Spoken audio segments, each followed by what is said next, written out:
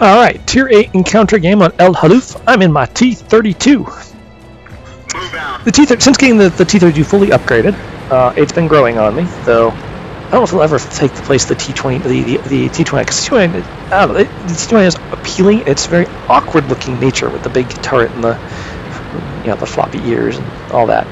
Besides, this guy's carrying although it's better armored and smaller turret and a somewhat better armored hull with similar mobility, maybe a little bit less. It's got the exact same gun. And the gun, which is so wonderful at Tier 7, because most things, it can chew on all but the very heaviest things you'll run into, like the E75. It's something that regularly runs into Tier 9s and start running to Tier 10s. The gun feels a little bit lacking at moments. But that said, the turret armor is some of the toughest in the game. I think only a couple of tanks can boast to have even heavier armor than the front of this thing's turret. And as a result, I can sit here and reliably bounce things, ranging up to, and I've actually done this, I've bounced rounds from Jagdpanzer E100s, I have bounced rounds from ISU 152s and Object 704s, and it's just an astonishingly difficult to destroy from the front, just as long as you keep the hull hidden. Mind you, better armored hull than the T29, it can be surprisingly bouncy at moments, but still, why expose the more vulnerable hull when you can stick a all but indestructible turret front at them? So here we are, moving up to what is definitely this tank's chosen fighting position on this map, the A23 gap.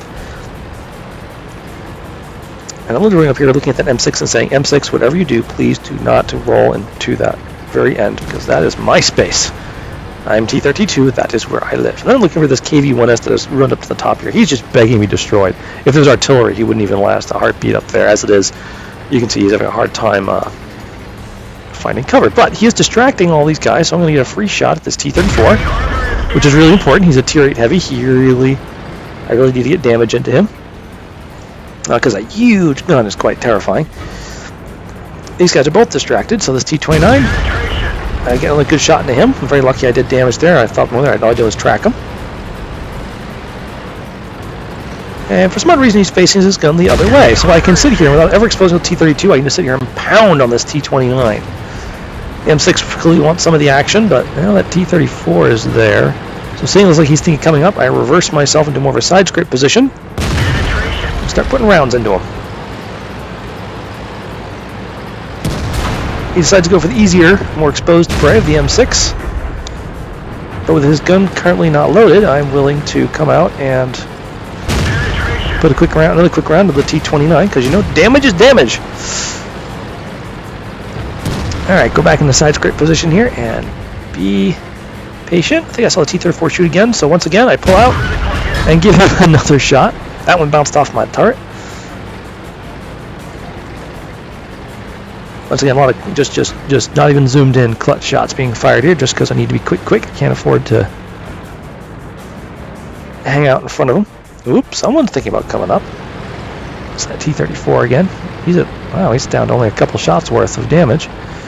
So once again, I come over, and he just clobbered. I think there was that KV2 behind me, but that means, hey, once again, he's exposed, but now there's a lot of guns behind him, so it's a little bit more nerve-wracking to stick out in front of him, including a full-health KV3 there. Even though he's 2 tiers below me, surprisingly difficult to damage at moments. So here we go. Here he comes.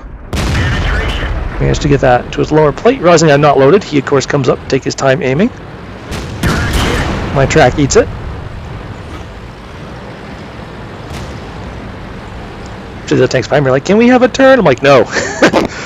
Not because I don't want you to have a turn. Ah, there you go, Mr. T34.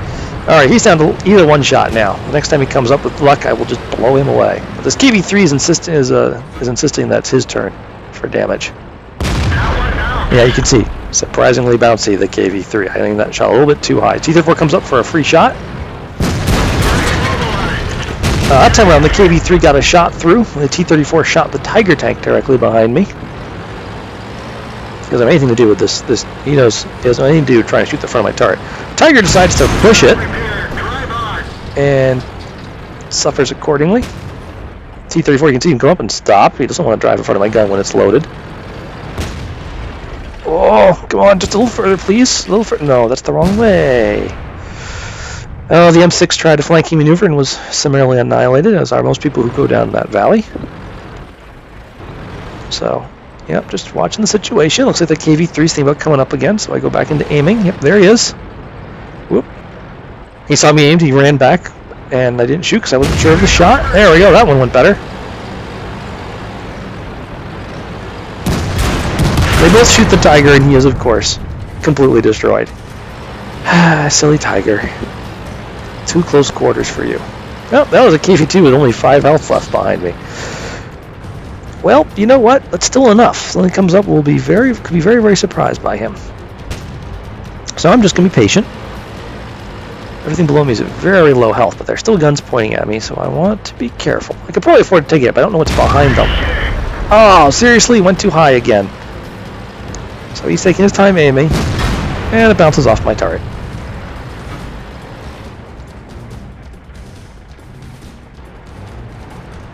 Oh, yeah, Mr. KV-3, and goodbye, Mr. KV-3. T32 knows this is his chance. He comes rolling up. I do my best to cover myself, but he manages to get a penetrating hit in, and the KV-2 derps him straight out of existence. I congratulate the KV-2 on his kill, because getting him out of play was very important, because now I can do this. Oh, nearly dead Pershing. Now he is a dead Pershing. Alright, might seem dangerous, all these enemy tanks hang out down there, but in reality, I know all too well, as long as I don't expose my hull at all, no big deal. So I'm going to edge out just far enough to get a shot at something, and put a round into it, and then back away.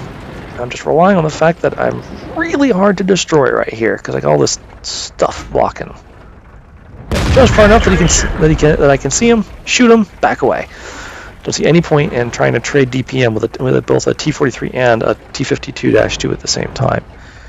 KSM, the T43 is more exposed, so... Oop, nope, missed him.